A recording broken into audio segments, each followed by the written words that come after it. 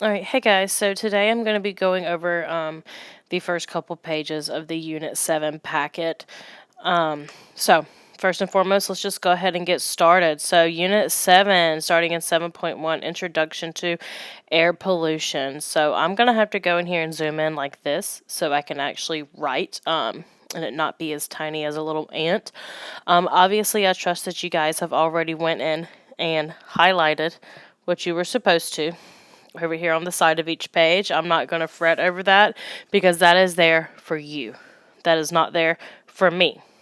So let's go ahead in here and get started. So first thing you had to do for 7.1 was talk about the different types of pollution as either a primary or a secondary source of pollution. So primary, guys, is when it's coming directly from a source. It's not undergoing any changes whenever it leaves that source. That is exactly how it comes.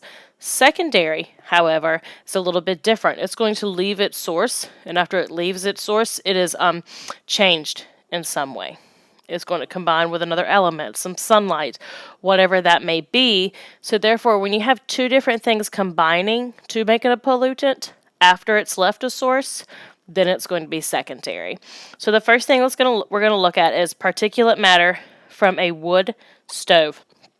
Particulate matter, as we've already talked about before, but we can talk about it some more, of course. Particulate matter is little tiny, tiny specks of stuff, like actual physical solid stuff that we can see. Particulate matter directly from a wood stove is going to be a primary source. Next we have tropospheric ozone accumulating during the day. Tropospheric ozone, do not let that word tropospheric ozone confuse you at all. Whenever we talked about our layers of the atmosphere, we go tropospheric, stratospheric, mesosphere, thermosphere, and exosphere. The sun meets the earth, getting further away from the earth as we go outwards. Troposphere is the level that we're currently in right now. This is also known as ground level ozone. Tropospheric ozone accumulating during the day is going to be a secondary pollution. Next, we have carbon dioxide being released directly from a volcano. Because CO2 is directly released from the volcano, is not undergoing any changes, it is going to be a primary. Burning natural gas forming nitrogen oxides, that is also primary. Whenever you burn that natural gas and you combust it, it's going to form nitrogen oxides. It's not undergoing any other changes, therefore it's primary. Next, sulfur dioxide combines with oxygen in the atmosphere to make sulfur trioxide. So here you have two different things combining. You have sulfur dioxide combining with oxygen to give us this. Because two different things are combining, that's going to be secondary. And then last but not least, we have toxic metals are released during coal combustion. Toxic metals are directly released during coal combustion, giving us this as a primary source. Next, moving on, more particulate air pollution is typically found in blank countries, and why is that happening? So, particulates, particulate matter, otherwise known as PM, those are primarily found in industrial countries. Now, why? Why is this happening?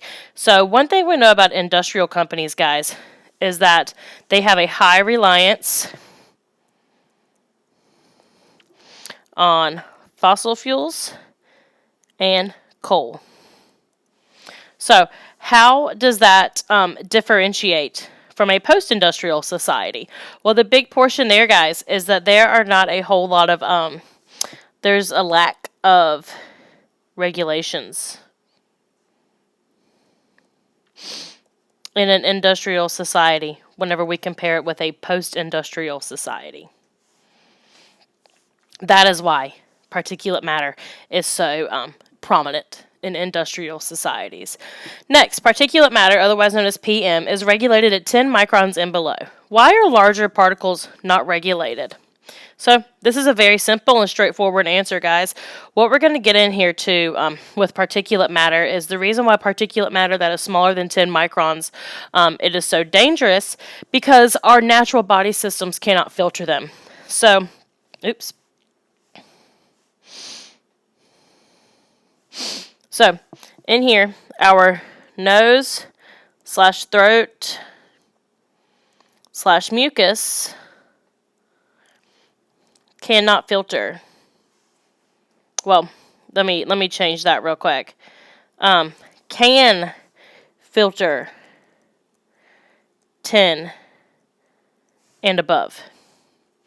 So that is why 10 microns and above do not have to be regulated. Nose throat mucus can filter 10 and above. Currently, levels of CO2 in the atmosphere are, well, you guys had that on that sheet, and they're about 400 parts per million. What does this mean in your own words? So, if we have 1 million particles of air, right here. So, if we have 1 million air molecules, what this means is that 400 of them are CO2 molecules. This is going to equate to about 0.04% carbon dioxide molecules in that 1 million molecules of air. So, next, the Clean Air Act has significantly reduced the number of air pollutants in the United States. Circle the pollutant that has been reduced the most, the most by far. So, a big one here, guys, there's a graph in your textbook in chapter 15 that does a great job of showing this. And the biggest one here, guys, is lead. And the biggest change that we have noticed in lead, guys, is we have removed lead from gasoline. So, you guys have all pumped gas, or at least been with your parents whenever they're pumping gas. And you see that it says unleaded. That's because lead has been removed from gas. That is why it is called unleaded. Now, last year a lot of my APES kids said, oh, I always thought that meant unleaded. I don't know why, but that's fine, and it's obviously a common misconception among probably the average American if you don't know that lead used to be prominently present in gasoline. So, I'm actually going to stop right here for Unit 7.1 and go ahead and pause this recording and upload it so that it's a little bit shorter than my previous recordings for the CO2 accumulation. Let me know if you have any questions about 7.1. Thanks.